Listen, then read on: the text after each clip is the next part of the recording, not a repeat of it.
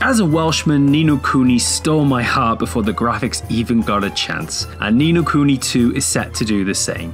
And not only is Drippy a lovable rogue, the original was also a reminder of why people used to love JRPGs. It is a love letter to the very best the genre has ever had to offer. There are fun, standout characters, there's a great story, it's a stunning visual design, solid mechanics. I was in love, and clearly 1.1 million other people were right there with me. So of course the figures meant that a sequel had to happen at some point, but after spending some time with Ni no Kuni 2 Revenant Kingdom at Namco HQ, it's definitely not in the way that I expected. Much like Ni no Kuni 1, Revenant Kingdom is full to the brim with gorgeously animated cartoon cutscenes that make it seem like you're watching a feature-length anime rather than a half-hearted scripted sequence. The Studio Ghibli influence is still very clear for all to see, but the difference is that you're in the heart of a magical world right from the very beginning rather than admiring white picket fences in Motorville. The story is set hundreds of years after the events of Wrath of the White Witch, so if you've never dived into a Ni no Kuni game before, then you need not worry. This is a separate adventure, though Ding Dong Dell does play a big part. As young King Even Petawhisker Tildrum, you're not only trying to build and shape a new kingdom in your image, but also venture out into the world and help your people with their problems.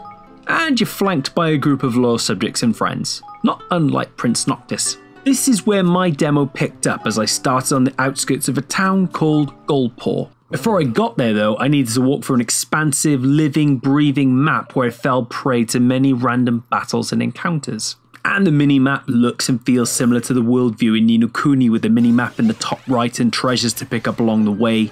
Monsters also still run towards you with a large exclamation mark pointed over their heads, though everything has a much sharper and polished design now. You'll also see names and levels above an enemy's head to give you an idea of what you're dealing with at all times. Obviously their aggro range is higher the stronger they are in comparison to you, but you can get in sneak attacks if timed right. Just be careful though, as the enemy can do the same, and enemies are attracted to you like magnets. I had no less than 15 battles in what was a fairly short walk. Fortunately, I was more than okay with this as the combat was pretty damned enjoyable. Again, this feels faithful to Ni no Kuni 1 in that you start a battle running around in circles fighting the enemy in front of you in real time, but the difference is the combat is a lot more dynamic, fast paced, and there's opportunities to pull off combinations and power moves. You still have spells which can be used in a pinch as well as ranged wand attacks, but where Ni no Kuni was content to pay homage to old school JRPG titles, Revenant Kingdom takes more of a fresh, modernised approach with more pace and urgency about it. For instance, rather than growing and building up a familiar which evolves as you do like in the first game, this time you have Higgledies, which are tiny little creatures described as phenomena that adopt different elements like fire, water and earth. You can sync up with these during battles to perform extra special attacks like turning into a massive cannon or giving you and your party members a heal. Their abilities can also be customized in the options menu and do feel like a real evolution over the previous system.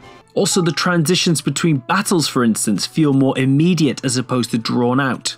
This also makes the action feel less stunted, avoiding this feeling that you're repeating the same attacks over and over again. Even the UI looks more polished, slick and user-friendly, making it easy to change out your equipment and see how different weapon types compare to others, while also showing you what your character looks like with their new gear.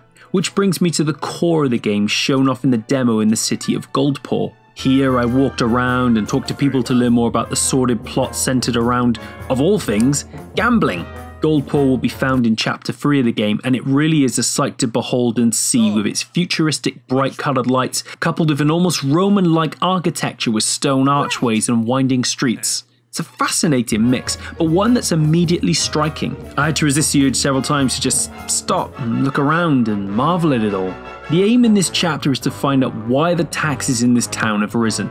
And to do this, you need to talk to the right people, visit locations discreetly to collect evidence, and pay a visit to a dungeon with a very dark secret. Yes. This saw me take on various mobs of enemies at different stages, while casting spells on small mushrooms which then grow to be full size and could be jumped on to reach higher areas. Kind of got a Kingdom Hearts feel to it in that sense. And of course at the end was a huge fire-breathing boss with earth-shaking stomps, which took a few hits to bring down.